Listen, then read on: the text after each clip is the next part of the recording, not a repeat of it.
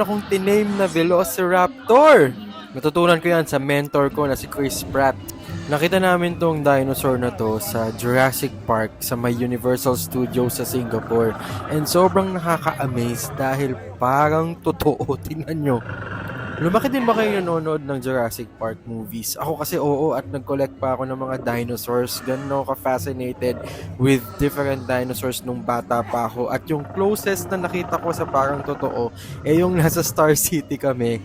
At yung huli may nanghabol din na Velociraptor na iwan ko pa ata yung nanay ko nun sa loob, no?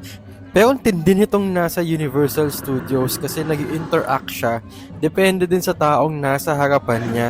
Para sa akin, ito ang isa sa pinakamagagandang interaction na pwede nyo makita dito sa Universal Studios.